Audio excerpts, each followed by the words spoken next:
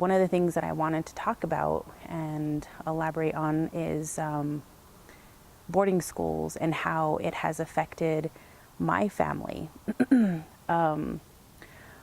My father went to boarding school as a child, and he was in boarding school for a majority of his youth. He made the best of it. I mean, he's got a lot of great stories to talk about. He talked about being on the swim team, being on the basketball team, and how they would travel here and there, and how, you know, they would talk Navajo to one another on the court when they were playing a non-native team, and how they would kind of win that way. So there's a lot of really great stories that my dad has about boarding school, sorry. And so how it has affected my family is I don't know my language. I know the importance of knowing your clan and knowing your introduction. And so I've learned that as a young child. My mother has always, you know, told us that you need to know your clans and you need to know your introduction. So that was something that she's always, you know, taught us as growing up. But once I had asked her, how come we don't speak Navajo? It's really ironic because she's a Navajo language teacher. And, you know, to me, I'm upset about it. And I feel, I guess, some sort of jealousy towards the children she's teaching because, you know, I don't know my own language, and she's teaching these other children how to speak Navajo, but her own children don't know how to speak Navajo.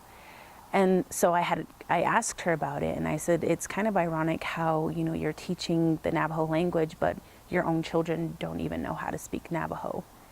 And so she said, well, I wanted to teach you guys, but your dad didn't want to teach you guys Navajo. He wanted English to be your first language because he thought it would be better for you guys to get ahead in life and to kind of learn the white man education, learning the white man language so that we're able to get ahead in life. And because when he was in boarding school, it was really tough for him to learn a language he didn't even know. And so he would, you know, he would get beat for it, and he would get his mouth washed out with soap if he ever spoke Navajo. Other things that he told me or told us that would happen to him is if he were to even make a sandwich at the lunch table, he would get in trouble for it. And, you know, as Navajos, whenever we ate or whenever we eat something, we kind of always make sandwiches. We always have that bread. And so that was something that he had to relearn. And he couldn't make sandwiches because it was considered, I don't know, the way I see it is it's considered savage to eat with your hands. So he would get in trouble for it. So that was, you know, that's a lot of stuff that had happened with him as a child. And he would do, I feel like he does his best to remember the good times of being in boarding school. And those were a lot of the things that he told us. He never really told us a lot of the bad things that have happened to him. And I know that there are a lot of pretty messed up things that have happened to him in the past. And it's also, you know, it shows because, you know, we don't know our own language, and he wanted us to speak English so that we're able to get an education and it wouldn't be so hard. And because it was really hard for him to be in the school system and have the white man education. And so that's kind of the reason why we don't, or not kind of, but that is the reason why we don't know our own language, is because my mom, you know, or my dad just didn't want us to, you know Navajo, because it was so difficult for him learning English and having Navajo as his first language, and then having to relearn a total foreign language.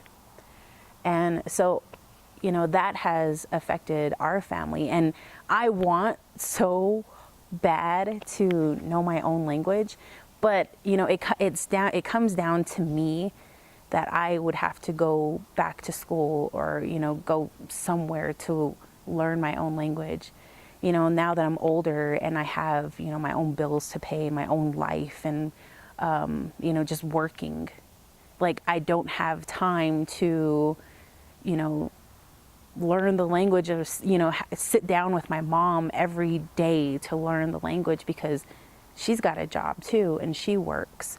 And so the same with me, I have to work to be able to make ends meet on my end. My mom tells me that when you're younger, you're able to pick it up.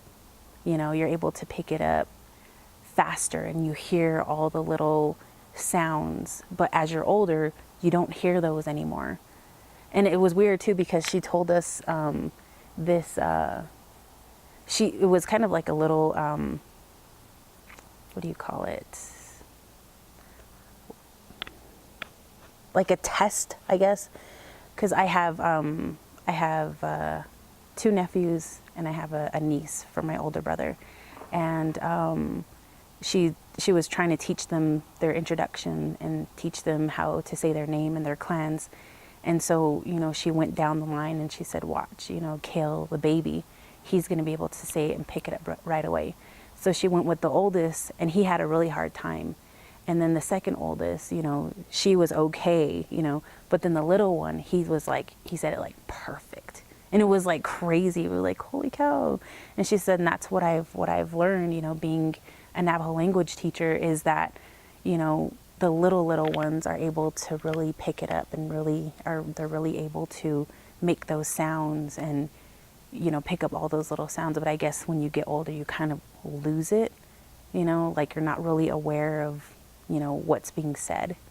And for me, oh, and the other thing too, I feel like it would be difficult to relearn the languages because sometimes the elders, they laugh at you if you say a word wrong. Because there are a lot of words too that sound similar, but you have to say it a certain way or else it means something else. So I feel like that would also be a challenge as well too, trying to relearn the language.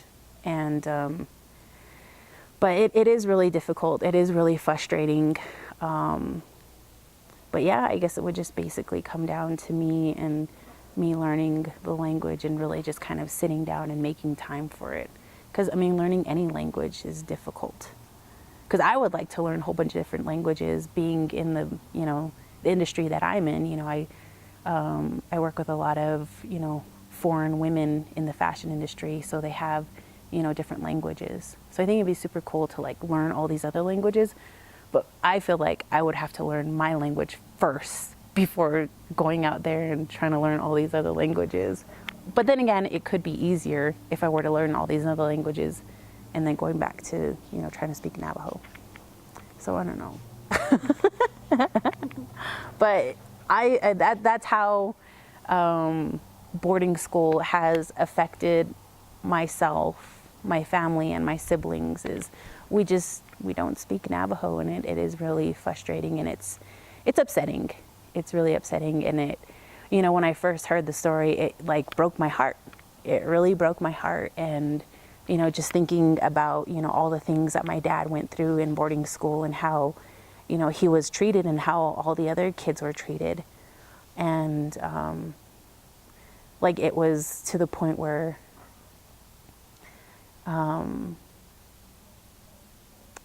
I don't want my children to know their own language because of how difficult it was for me growing up, just knowing my own language and having to relearn a different language.